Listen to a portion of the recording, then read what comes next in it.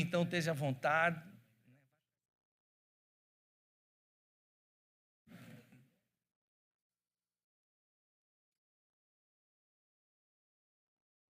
Aleluia.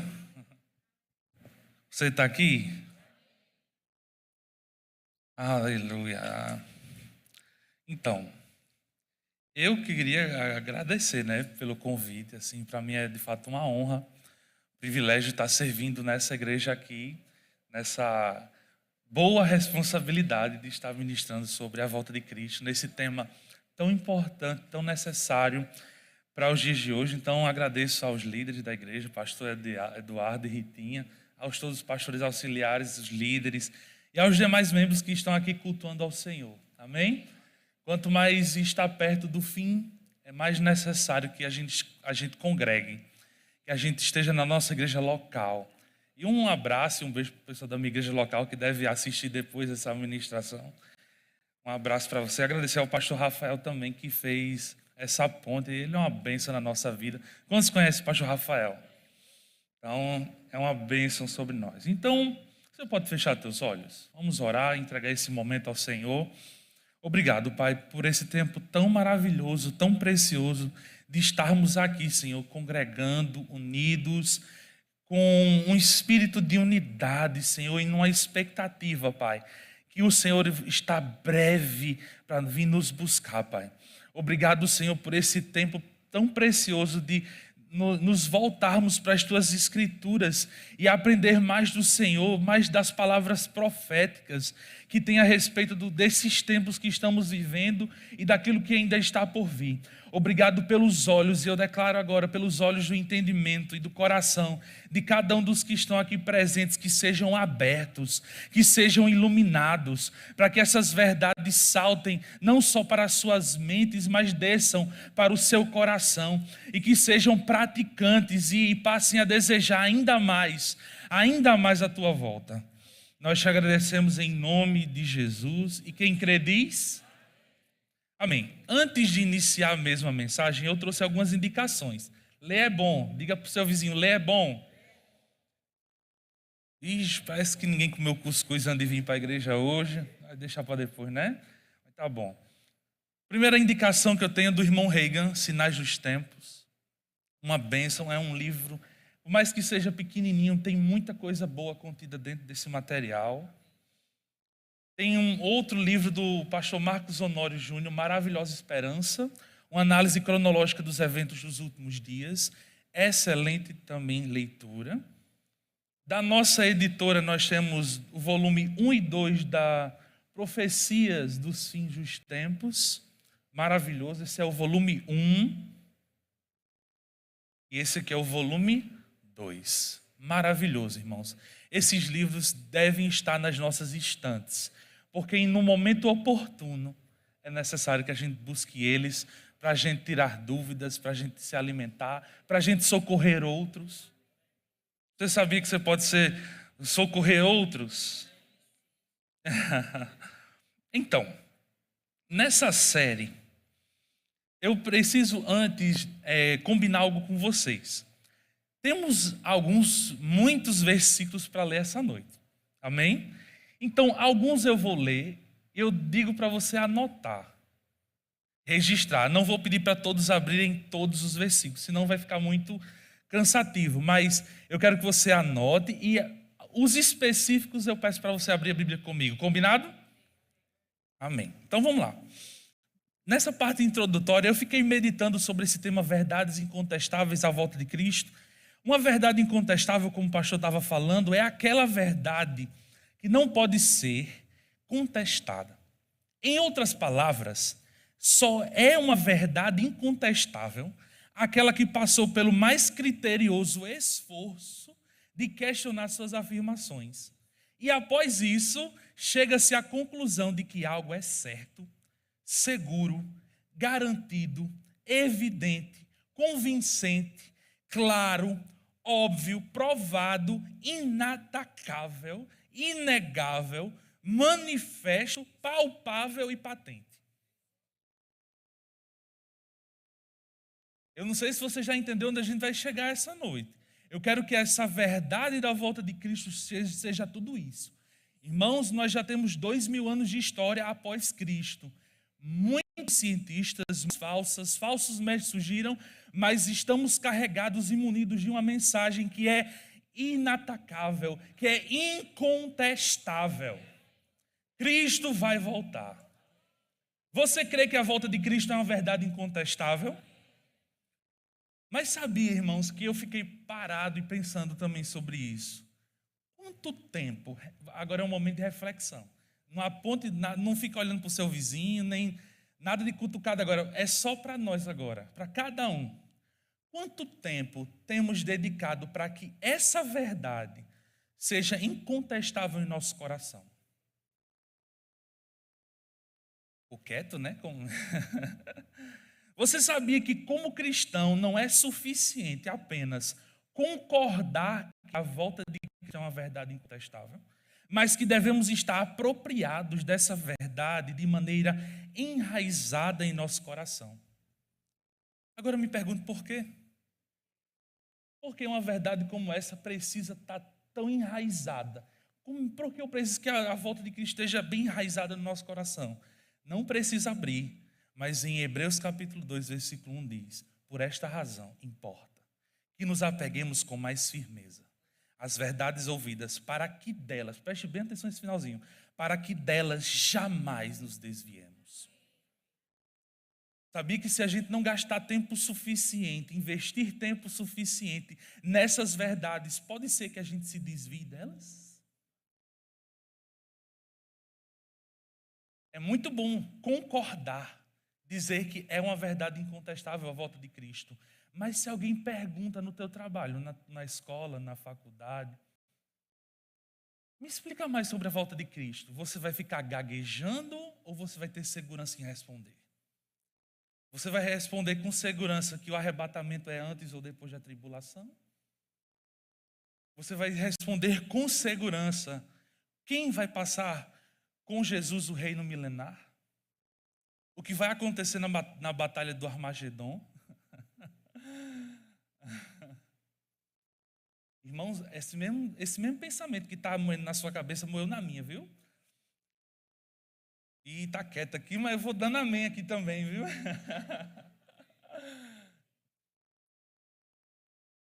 Nós precisamos, eu falo nós mesmo, me incluindo nisso, nós precisamos despertar em nós a necessidade de estar firmados nas verdades. Isso salva as pessoas.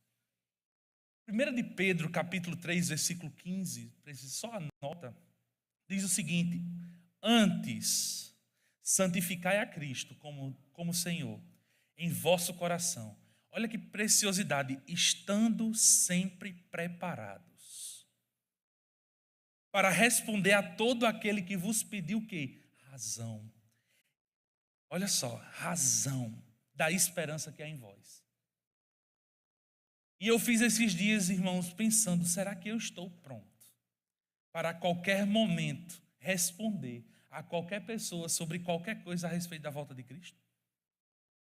E o apóstolo Pedro está chamando a atenção desse povo aqui sobre essa necessidade de estar pronto, para que a gente consiga, em outras versões diz, estejam preparados para explicar. Quando a gente explica algo a alguém, a gente é detalhista. A gente vai profundo. E eu sei, falar sobre escatologia não é um tema tão palatável de início, porque tem muitos detalhes, muitas minuciosidades, muitas coisas, mas a gente precisa. Lembra lá em Hebreus capítulo 6, versículo 1 e 2? Que fala que dentro das doutrinas, dos princípios elementares da doutrina de Cristo, está a ressurreição dos mortos e juízo eterno. Uma temática escatológica. Eu fiquei pensando ainda mais e fiquei fazendo uma pergunta, dizendo assim: qual o nível de honra e consideração que temos dado às palavras proféticas da vinda de Cristo? Essa eu quero que você abra comigo, 2 de Pedro, capítulo 1, versículo 16. Eu vou ler na versão transformadora. Calma que a gente está só na introdução ainda, viu? 2 de Pedro, capítulo 1, versículo 16. Estão comigo? Diz assim, olha que interessante o apóstolo Pedro. Porque não inventamos histórias engenhosas quando lhe falamos da poderosa vinda do nosso Senhor Jesus Cristo. Olha que começo poderoso ele já alertando. Vimos com os próprios olhos seu esplendor majestoso, quando ele recebeu honra e glória da parte de Deus, o Pai. A voz da glória suprema de Deus lhe disse, este é o meu filho amado, que me dá a grande alegria. Nós mesmos ouvimos essa voz do céu, quando estávamos com ele no Monte Santo. Irmãos, que experiência. A experiência, que poderoso. Olha só o que ele continua dizendo. Além disso, temos a mensagem que os profetas proclamaram, que é digna de quê, irmãos? Pouca confiança? Toda. Quando a gente vai para o grego, toda é toda, tá? Amém? Toda confiança. Você não está segurando qualquer material nas suas mãos, irmãos. Você está segurando um material muito poderoso que é as Escrituras. Digno de toda confiança. E ele continua, prestem muita atenção ao que eles escreveram, pois suas palavras são como o que, irmãos? Lâmpada, que ilumina um lugar escuro, até que o dia clareie e a estrela da manhã brilhe no coração de vocês. Acima de tudo, saibam que nenhuma profecia nas Escrituras surgiu do entendimento do próprio profeta, nem de iniciativa o quê? Humana. Esses homens foram impulsionados pelo Espírito Santo e falaram da parte de quem, irmãos? Então, quando a gente pega as palavras proféticas, que tem aqui registradas no nosso livro precioso que é a Bíblia Sagrada, a gente não pode desconsiderar, a gente não pode desonrar, a gente tem que dar muito crédito a cada palavra profética que está ali incluída. E quando se trata do final dos tempos, mais ainda, que é o contexto que o apóstolo Pedro está falando. Nos últimos dias, se pregar a mensagem profética das Escrituras, nos mantém cada vez mais orientados. Viu que ele falou que as palavras são como lâmpada que ilumina? Quantos precisam ser mais e mais guiados pela palavra de Deus? Bom, e isso nos livra, sabe de quê, irmãos? Quando a gente está firmado nessas verdades, nos livra dos falsos mestres, nos livra dos falsos profetas. Não precisa abrir, mas 2 de Pedro, no mesmo livro, 2 de Pedro, capítulo 3, versículo 3 e 4 diz: acima de tudo quero alertá-los, que nos últimos dias surgirão escarnecedores que zombarão da verdade e seguirão os próprios desejos, dizendo, o que houve com a promessa de que ele voltaria? Parece ou não parece os dias de hoje? Cadê? Cadê? O que houve com essa promessa? Desde antes do tempo dos nossos antepassados, tudo permanece igual como desde a criação do mundo. No mesmo capítulo, depois em casa leia bem direitinho esse capítulo 3, é poderoso. No versículo 13 do mesmo capítulo diz, nós, porém, aguardamos com grande expectativa os novos céus e a nova terra que ele prometeu. Quantos aguardam com grande expectativa? No versículo 17 diz, amados, vocês já sabem dessas coisas. Portanto, estejam atentos, a fim de que não sejam levados pelos erros desses perversos e percam sua firmeza. Olha que sério do que a gente está falando. Antes, cresçam. Olhe para o seu vizinho, cresça. Diga cresça para ele. Cresça. Antes cresçam na graça e no conhecimento de nosso Senhor Jesus, do nosso Senhor e Salvador Jesus Cristo. A Ele seja a glória, agora e para sempre. Amém. Você está entendendo onde a gente está andando? Fiz mais uma pergunta a mim mesmo. E eu quero que você faça também essa reflexão. Eu estou pronto, agora mesmo, para explicar as razões pelas quais eu creio na volta de Cristo? Essa é de fato uma verdade incontestável para mim? Deixa eu te dar um recado e uma lembrança muito importante nessa noite. Escatologia não foi feita para ser entendida apenas pelos teólogos, estudiosos, professores do Rema, mas escatologia é um tema, é uma temática, é um estudo que é para ser compreendida por todos os que creem em Jesus Cristo. Ela não é exclusiva para um pequeno grupo de pessoas. Repita comigo, ela é para mim. É para mim. Isso é tão importante que o apóstolo João, logo no início da carta de Apocalipse, capítulo 1, versículo 3, diz: bem-aventurados aqueles que leem e aqueles que ouvem as palavras da profecia. Não só apenas leem, olha só, leem, ouvem as palavras da profecia, mas também que guardam as coisas nela escritas, pois o tempo está próximo. Ler, ouvir e guardar. Você está tendo uma oportunidade maravilhosa de ler alguns versículos comigo aqui, mas você está ouvindo. Permita que essa mensagem desça ao seu coração. E que não fique só nesse culto, que não fique somente nessa série, mas que isso te instigue a buscar mais. É necessário, gente, para os dias de hoje. Você está disposto a fazer uma confissão de fé comigo? Eu vou te dar mais uma chance. Você está disposto a fazer uma confissão de fé comigo? A partir de hoje, eu vou me dedicar em aprender mais e mais das palavras proféticas dos últimos dias. Amém? Amém. Então, conhecimento sobre o futuro, sobre a volta de Cristo, não deve trazer nem medo, não deve trazer medo, angústia ao corpo de Cristo, pois nossa condição futura será sempre de paz e alegria com o Senhor Jesus. Quando nós falamos da volta de Cristo, eu gosto muito de começar agora esse ensino, agora eu vou entrar mesmo no ensino da volta de Cristo. A gente fez um momento introdutório, que diz lá, o Evangelho de João, capítulo 14, versículo 1 ao 3, diz: não se turbe o vosso coração. Credes em Deus, crede também em mim. Na casa de meu pai há muitas moradas. Se assim não fora, eu vos teria dito, pois vou preparar-vos lugar. E quando eu for vos preparar lugar, voltarei e vos receberei para mim mesmo, para que onde eu estou, olha que preciosidade, estejais vós também. Meu Deus do céu, meu Deus do céu. Jesus diz: eu vou preparar um lugar para vocês. Tá, fique tranquilo, eu vou, mas eu vou voltar. Porque esse lugar que eu estou preparando, essas moradas, não é para mim habitar sozinho, não é para mim estar sozinho, é para me levar à minha igreja. Logo após subir aos céus, em Atos capítulo 1, versículo 9 ao 11, diz: dita estas palavras, Jesus elevando às alturas a vista deles, e uma nuvem o encobriu dos seus olhos.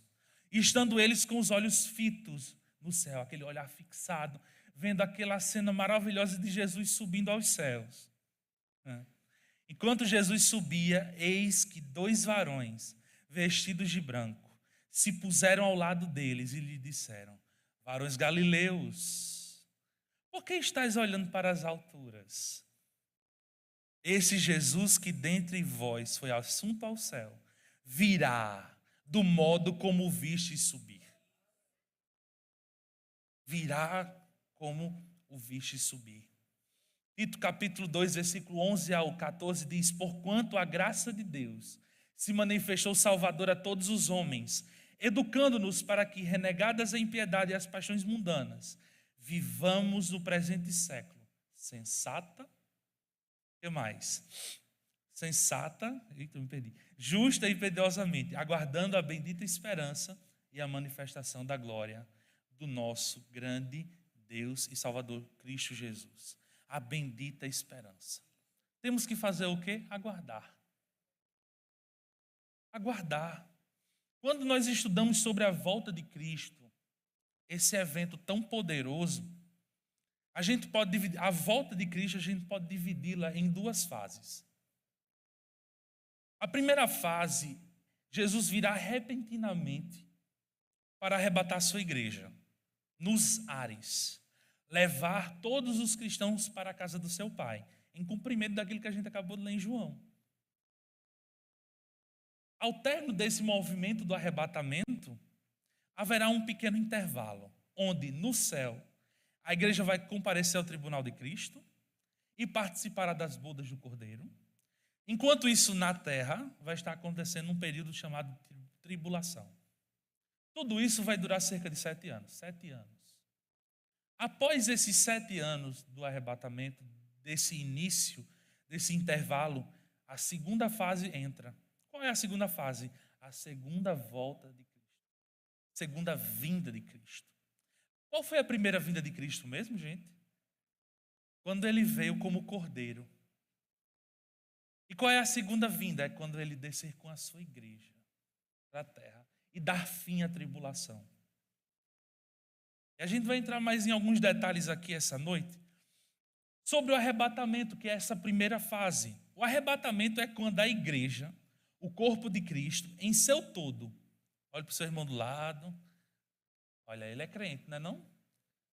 Se não for, a gente vai orar por ele hoje, mas tudo bem.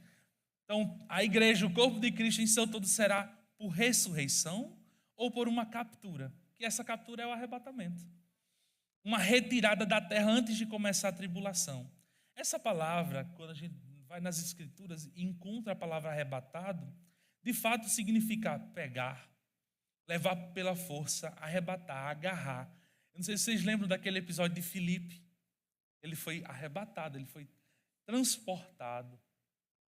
E o que vai acontecer com a igreja? Exatamente isso. Nós seremos raptados por Cristo. Nós seremos raptados por Ele. Agora sim, abra comigo em 1 Coríntios capítulo 15. Você está me acompanhando? Está tudo bem por aí?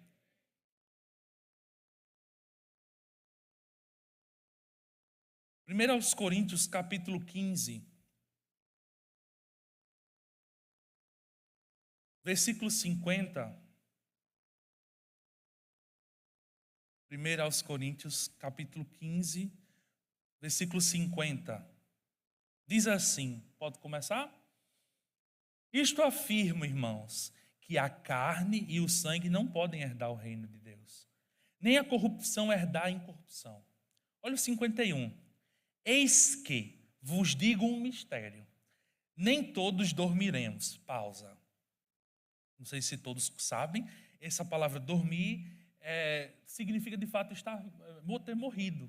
Nem todos dormiremos, ou seja, com essa expectativa do arrebatamento, nem todos vão passar pela morte. Você quer passar pela morte ou prefere ser arrebatado? Vamos preferir ser arrebatados, é melhor, não é? Então ele diz, nem todos dormiremos, mas transformados seremos o quê, irmãos? Está acompanhando comigo, não? Mas transformados seremos todos. Versículo 52.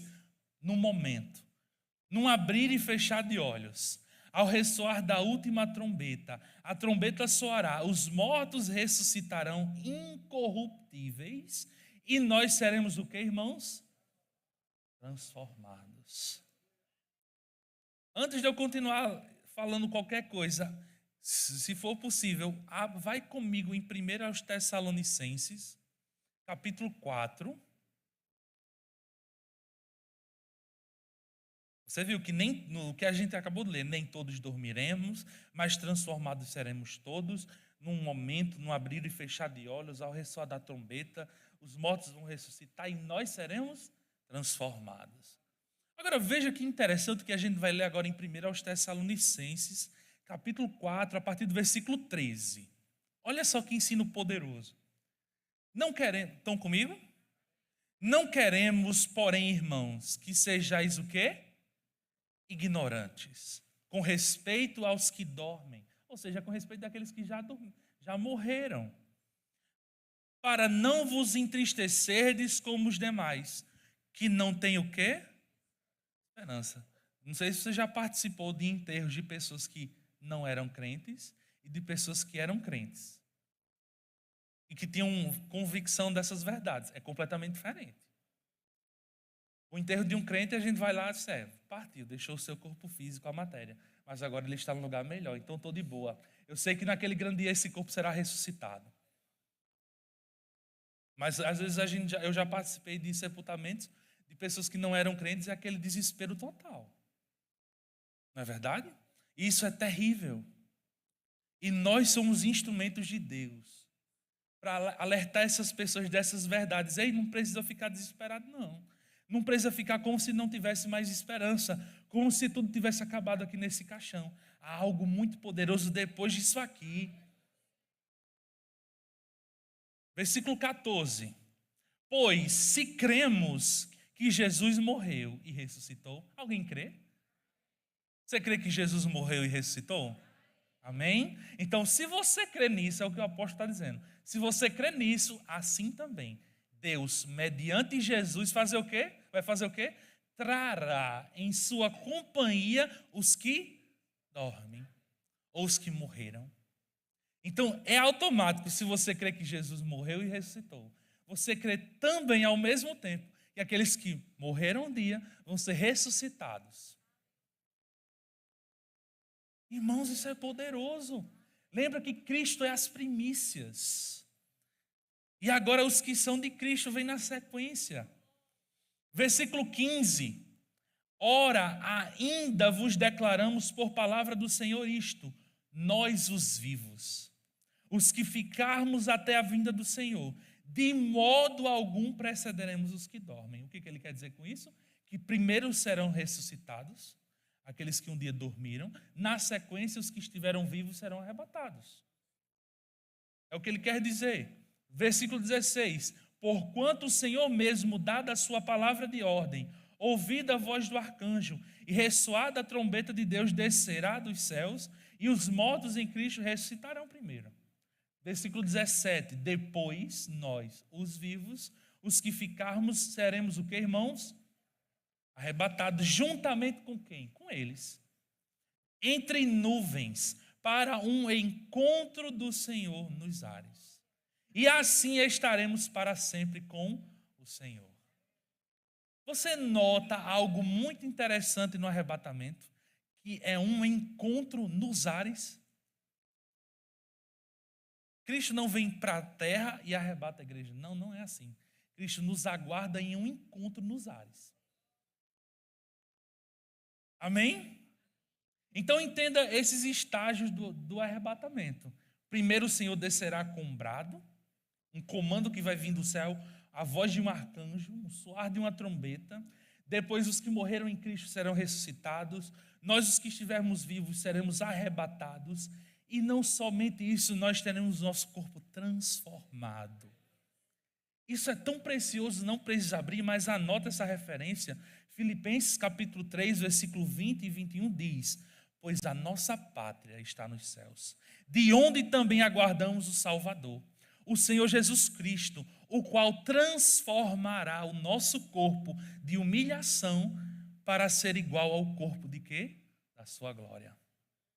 Irmão, nós teremos uma transformação muito poderosa. Esse corpo de humilhação, esse corpo corruptível vai ser desfeito e vai vir agora um corpo incorruptível. Se a gente continuar lendo 1 Coríntios capítulo 15, agora no versículo 53, escuta só o que diz: porque é necessário que este corpo corruptível se revista da incorruptibilidade e o que o mortal se revista da imortalidade. E quando este corpo corruptível se revestir da incorruptibilidade, o que é mortal se revestir da imortalidade, então, meu Deus, se cumprirá a palavra que está escrita: tragada foi a morte pela vitória. Onde está, ó morte, a tua vitória? Onde está, ó morte, o teu aguilhão? O aguilhão da morte é o pecado e a força do pecado é a lei. Mas graças a Deus que nos dá a vitória por intermédio do nosso Senhor Jesus Cristo. Meu Deus do céu. Aleluia. E após essa transformação poderosa, esse corpo imortal que eu e você vamos receber, nós nos encontraremos com o Senhor nos ares. e nós estaremos para sempre com Ele. Para sempre, irmãos. Para sempre, irmãos. Para sempre, irmãos. Para sempre, irmãos. E você deve estar se perguntando aí, beleza, eu compreendi o arrebatamento, mas uma pergunta que eu fico bem curioso sobre esse tema: quando ocorrerá o arrebatamento? E essa eu vou até beber uma aguinha para gastar um tempinho aqui para dar essa resposta. Você quer saber? A qualquer momento.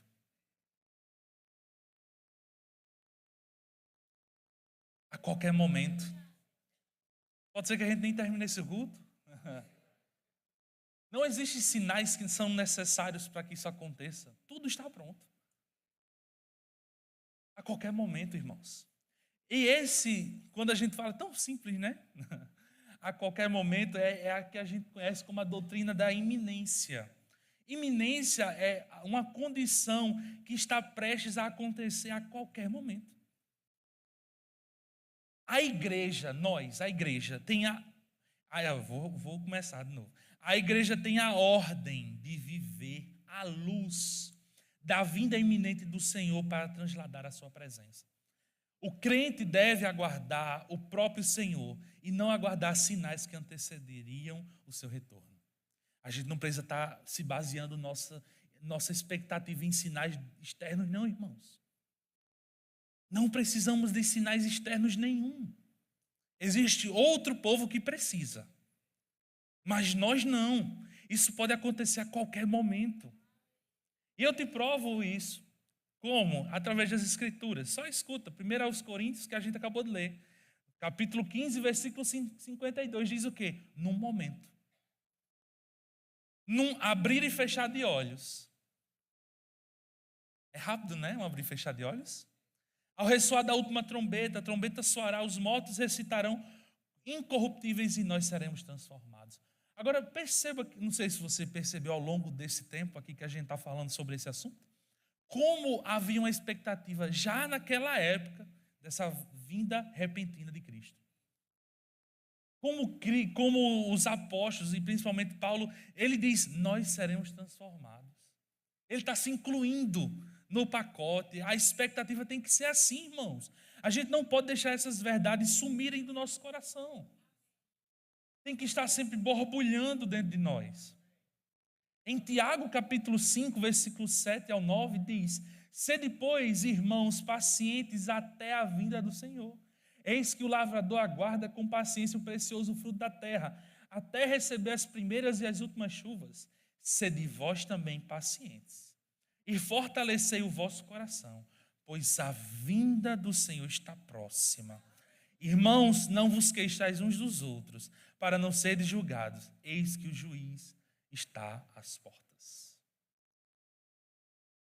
A gente já leu lá em Tito, capítulo 2, versículo 13, falando aguardando a bendita esperança. É assim que nós devemos lidar com isso. Então, quando lhe perguntarem, quando vai ocorrer o arrebatamento? Aí você já sabe, a qualquer momento. Até combinou, não foi não? Você já ouviu falar de uma palavra bem diferente do nosso dia a dia? Tribulação? Não sei se essa palavra está bem recorrente no seu dia a dia, mas é uma palavra, eu julgo como diferente. Eu não fico falando ela todo dia não, mas... Deixa eu te perguntar. Se perguntarem para nós, para mim e para você, a igreja passará pelo período da tribulação? A resposta é não. Agora, a segunda pergunta já vem na sequência. Por quê, né? Por que a igreja não passará pelo período da tribulação? É evidente que, se cremos no iminente retorno de Cristo, você crê no iminente retorno de Cristo? Então, se cremos nisso, então cremos que a igreja deve ser arrebatada antes dos desdobramentos dos sinais do período tribulacional. Basta crer que seremos arrebatados. Isso já nos mostra que nós não passaremos pelos sinais ou período da tribulação. Mas eu trouxe 2 argumentos que você pode utilizar quando lhe perguntarem sobre isso. O primeiro, Se perguntarem, a igreja vai passar pela tribulação, você vai responder, não. Porque o Senhor prometeu guardar a igreja, nos livrando da grande tribulação. E é por isso que o arrebatamento ocorre antes da tribulação. Abra comigo em 1 Tessalonicenses, capítulo 1.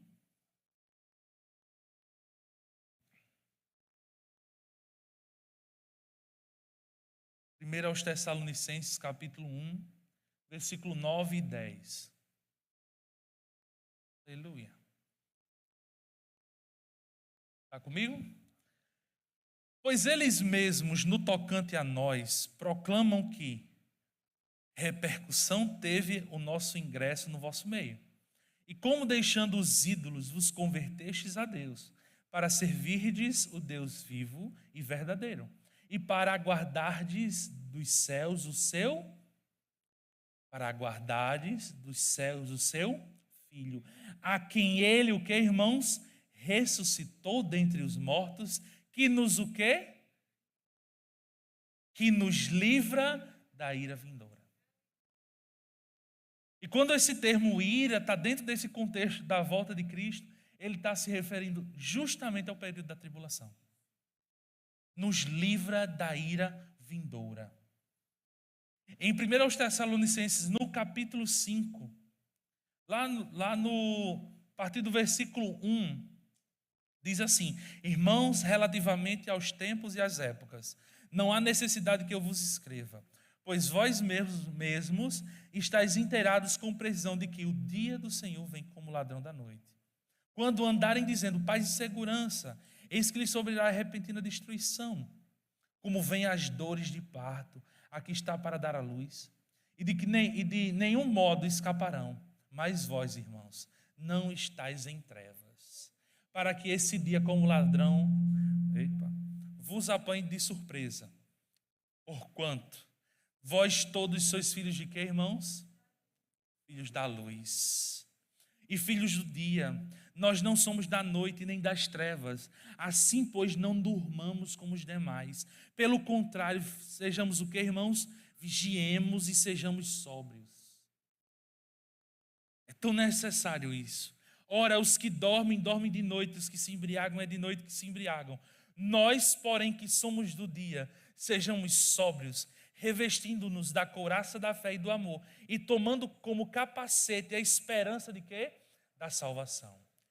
Porque Deus, repita comigo, porque Deus não nos destinou para a ira, mas para alcançar a salvação mediante o nosso Senhor Jesus Cristo, que morreu por nós, para que quer vigiemos, quer durmamos, vivamos em união com Ele. Irmãos, já é muito bom saber que nós somos salvos. É muito bom saber que nosso espírito foi recriado, que somos justiça de Deus. Mas tão maravilhoso é saber que Ele breve vem e Ele não nos deixará experimentar desse período de ira. Ele nos retirará antes. Ele preserva a sua noiva. E são casados, os maridos sabem o zelo que devem ter pelas suas esposas. Você não quer que sua esposa sofra, irmão? Não quer. Então, você acha que Jesus ia deixar a sua noiva sofrer na tribulação? De forma nenhuma. O segundo argumento que você pode utilizar em defesa de que a igreja não passará pelo período da tribulação é que a igreja é usada para impedir a manifestação total do iníquo no presente século. Ou seja, esse iníquo é o anticristo. Mas o que detém efetivamente não é o crente, o indivíduo em si, mas aquele que dá o poder ao crente, é o Espírito Santo que habita dentro dele.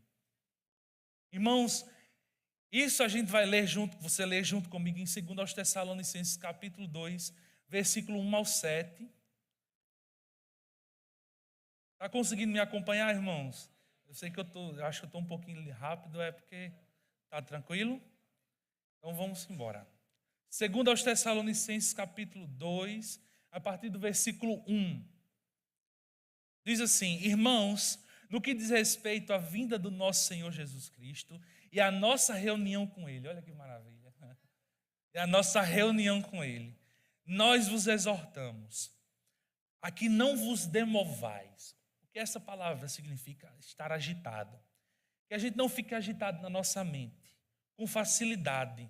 Nem vos perturbeis, quer por espírito, quer por palavra, quer por epístola, como se procedesse de nós, supondo tenha chegado o dia do Senhor. Pausa.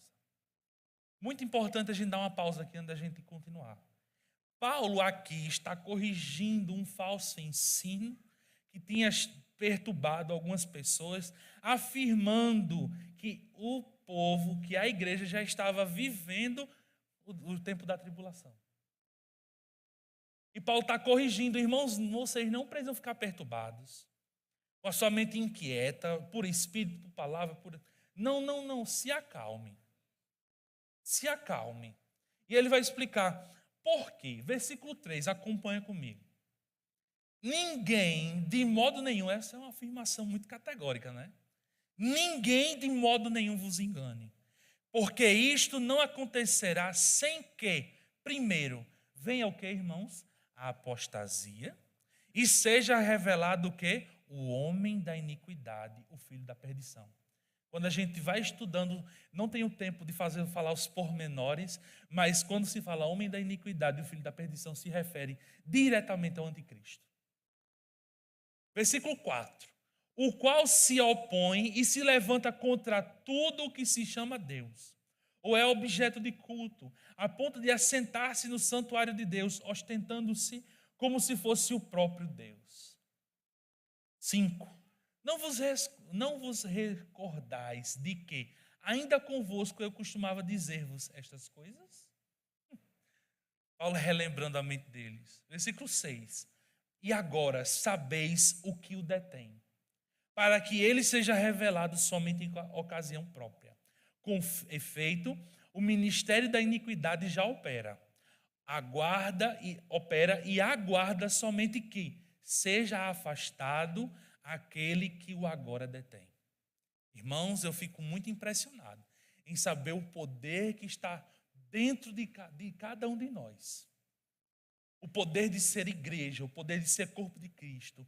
O ministério da iniquidade, ele está aí, soltando falsos ensinos, influenciando falsos mestres, falsos profetas, mas ele não pode se manifestar porque existe algo muito, muito mais poderoso que o detém, que é a igreja do Senhor que está aqui.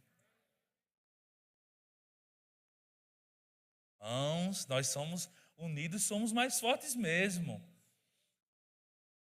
Então, depois do arrebatamento, sem a igreja na terra, será revelado o iníquo. É a igreja que detém a revelação do anticristo. Então, quando a igreja subir com Cristo, ele ficará livre para operar. Então, imediatamente após o arrebatamento, seremos conduzidos ao céu. Então, quando a gente for arrebatado, a gente nós vamos nos encontrar com o Senhor nos ares, como já falamos, e de lá nós vamos ser conduzidos até os céus. Você não fica feliz com isso, não?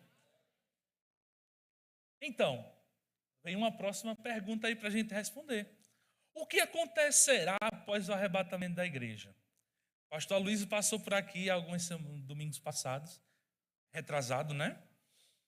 E ele falou um pouquinho de algumas coisas a respeito do tribunal de Cristo, não é verdade?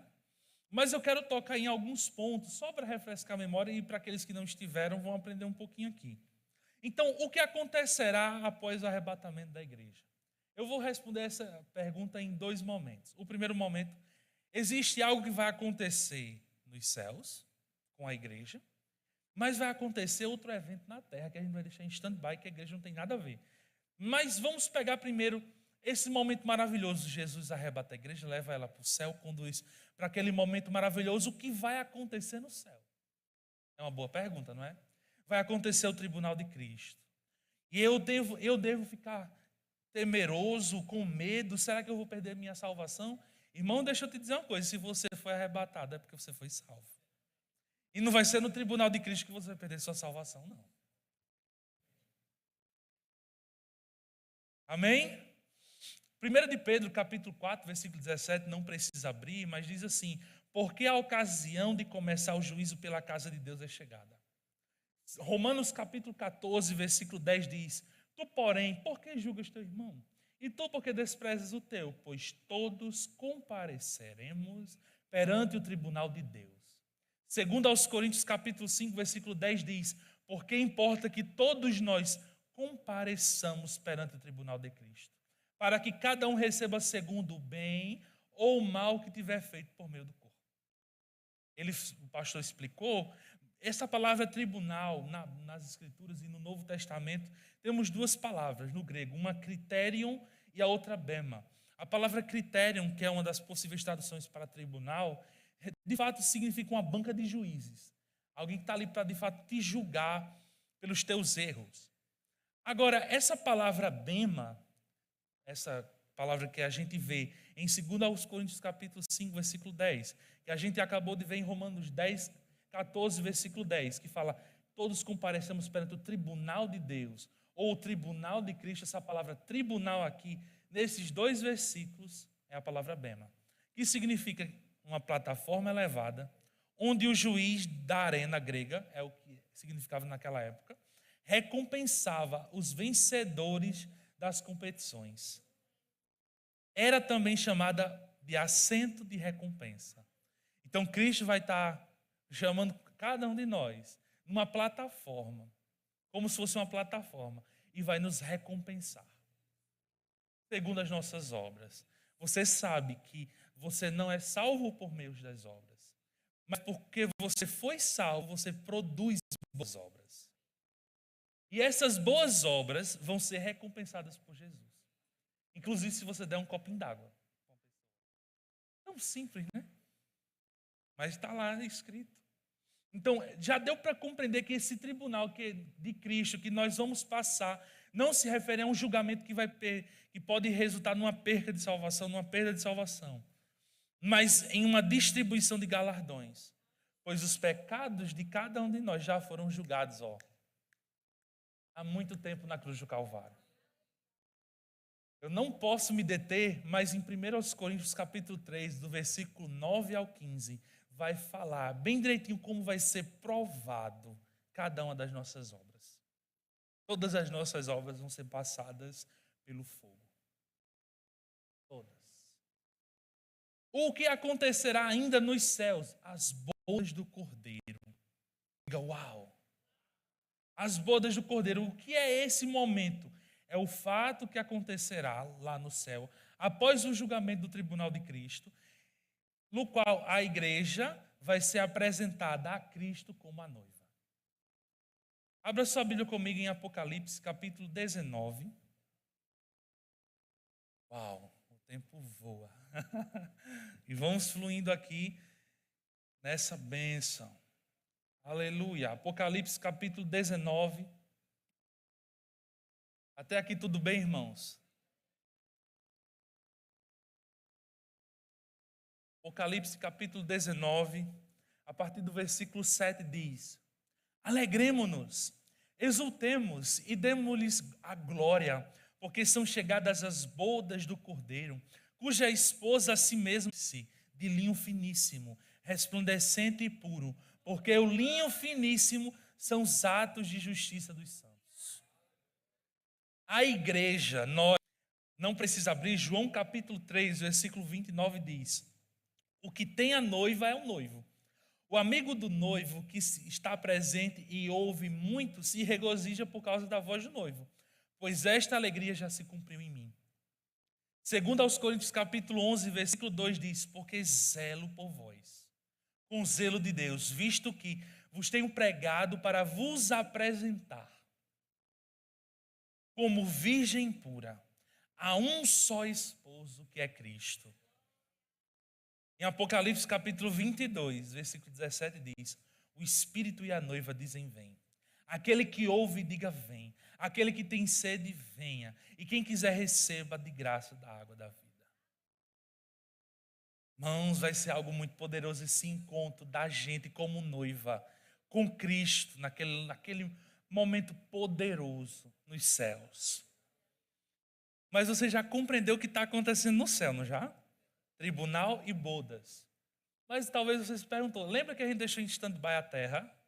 Vamos puxar ela aqui. O que vai acontecer na terra nesse período do tribunal e das bodas. Gente, eu não tenho como entrar em mais detalhes, mas acredita em mim, esse período vai durar 7 anos. Amém?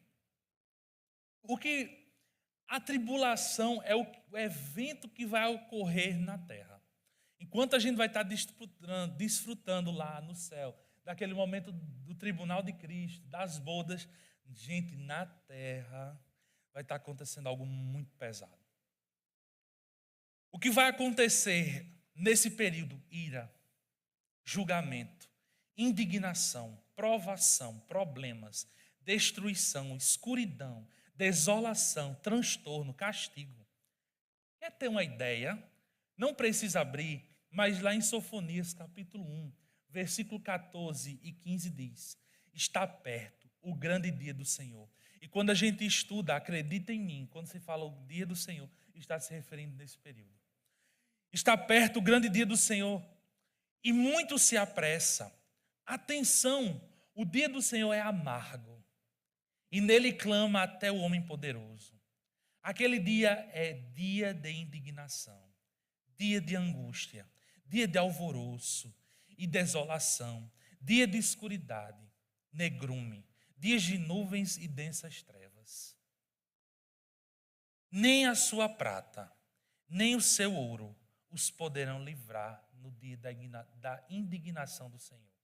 Mas, pelo fogo do seu zelo, a terra será consumida, porque certamente fará destruição total e repentina de todos os moradores da terra. Irmãos, é muito sério isso aqui.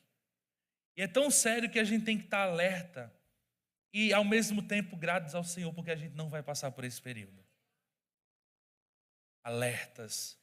Eu não sei se você já assistiu aquele filme Deixados para Trás. É um filme já tem algum tempo, mas eu acho tão forte aquela cena do avião, onde ele está lá e num piscar de olhos as pessoas desaparecem. E aquele caos, imagine, irmãos, o caos. Eu vou entrar nisso já, o caos que vai acontecer após o arrebatamento.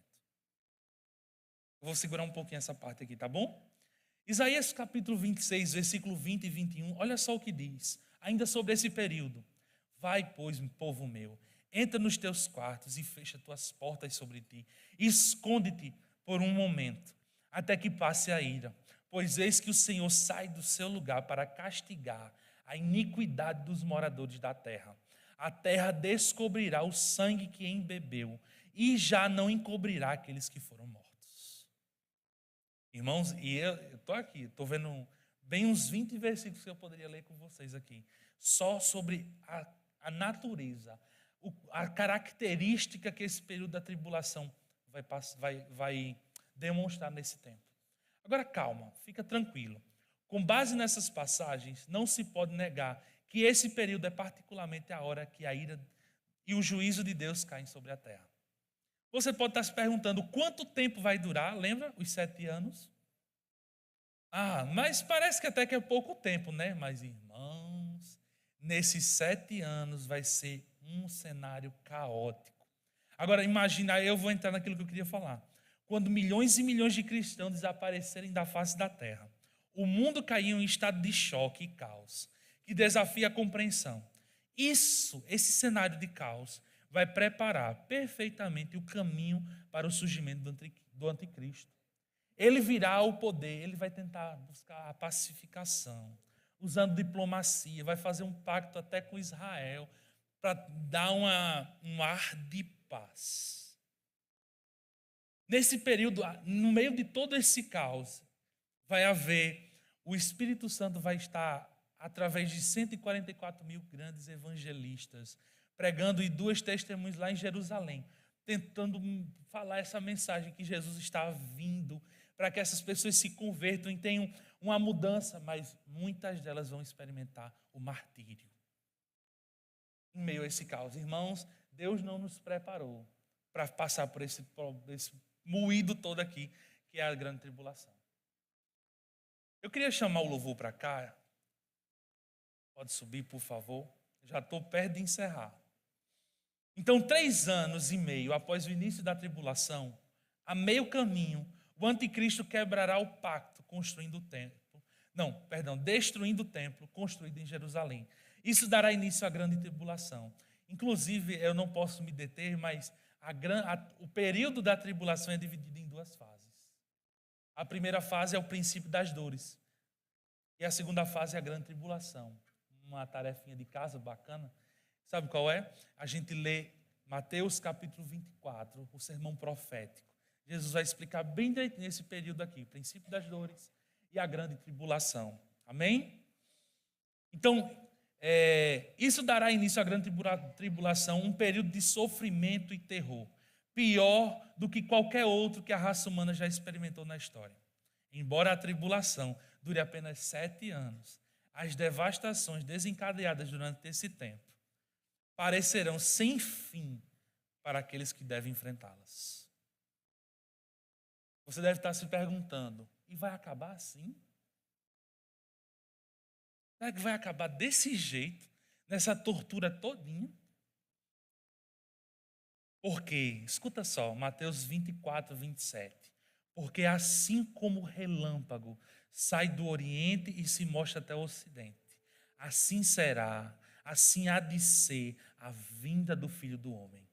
Onde estiver o cadáver, aí se juntarão os abutres.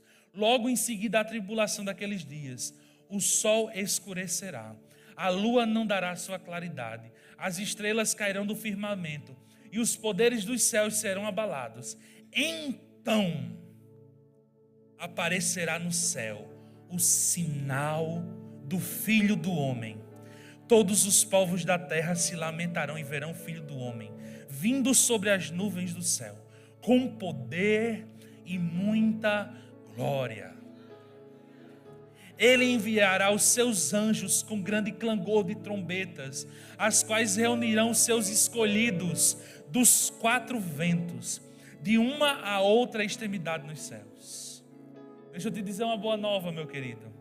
O retorno de Cristo para a terra, a segunda vinda, marcará tanto a derrota total do anticristo, como o triunfo total de Jesus. Sem Cristo não há esperança de um futuro melhor.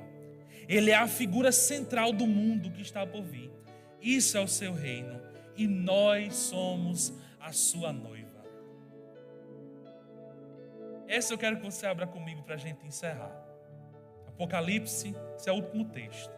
Apocalipse capítulo 19, a partir do versículo 9.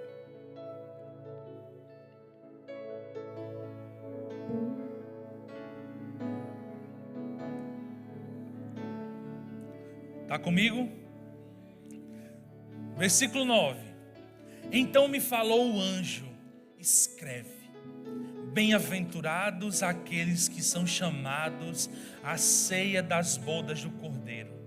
E acrescentou: são estas as verdadeiras palavras de Deus. Prostrei-me ante os seus pés para adorá-lo. Ele, porém, me disse: vê, não faças isso, sou conservo teu, dos teus irmãos, que um mantém o testemunho de Jesus. Adora a Deus, pois o testemunho de Jesus é o espírito da profecia. Agora olha o relato que João faz, irmãos.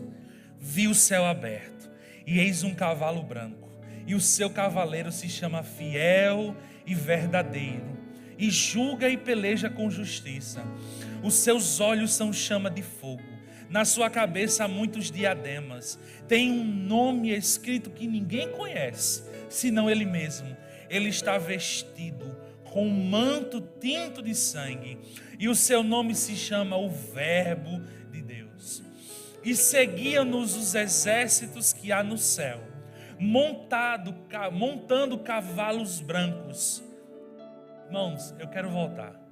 E seguiam os exércitos que há no céu. Quem está no céu, querido? Quem está no céu com Jesus? Quem está no céu com Jesus? Quem é que está no céu com Jesus? E seguiam os exércitos que há no céu, montando cavalos brancos com vestiduras de linho finíssimo, branco e puro.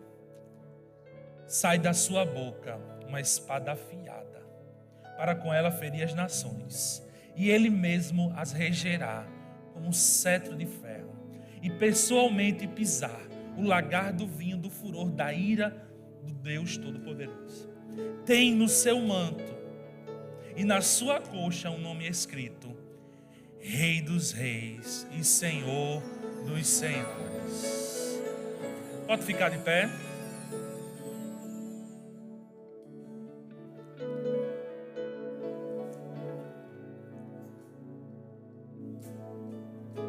Você deve estar se perguntando, pelo menos eu me perguntaria no seu lugar: e agora? O que vai acontecer? Após esse retorno, após essa segunda vinda, após essa chegada maravilhosa que a gente acaba de ler, o que vai acontecer? Deixa eu te dizer, os detalhes do período da tribulação, da segunda vinda de Cristo e das cenas dos próximos capítulos, você vai aprender, sabe aonde? No Rema Brasil. Se você ainda não é matriculado no Rema, eu fosse você, eu corria. E você que está aqui, já fez o Rema, glória a Deus, irmãos. Volta para a sala de aula, volta para as aulas online, se apega com essas verdades, ao ponto de elas estarem firmes no seu coração. Mas, irmãos, eu não poderia deixar de, ao término dessa mensagem, fazer um convite muito especial. Fecha teus olhos, todos fechem os olhos. Será que se Cristo voltasse agora, pensa consigo mesmo, você mesmo, se Cristo voltasse agora, eu ia ser arrebatado? Essa convicção está dentro do meu coração, a tal ponto para mim gritar e dizer: sim, eu vou ser. Se você tem essa convicção, glória a Deus. Mas eu queria chamar especificamente essa noite aqueles que ainda não têm essa convicção de que se Jesus voltar agora, elas vão ser arrebatadas juntamente com Ele. E sabe, irmãos, você vindo, nós vamos fazer uma confissão de salvação. Isso lhe assegurará que quando Cristo vier nos encontrar nos ares, nós seremos levados com Ele. Ainda com os olhos fechados, levanta a tua mão se você precisa fazer essa oração. E para ter essa convicção de que quando Jesus voltar, você vai voltar com Ele. Você irá subir com Ele. Há alguém entre nós que quer receber uma oração e receber a Jesus como Senhor e Salvador da sua vida? Todos salvos? Ou eu vou te perguntar de novo, todos salvos? Vamos cantar aquela música Alfa e Ômega? Queria agradecer ao pastor Eduardo, a Ritinha, a todo mundo. Obrigado pela oportunidade. Eu fico muito honrado pelo convite, viu? Deus abençoe vocês. Amém, irmãos?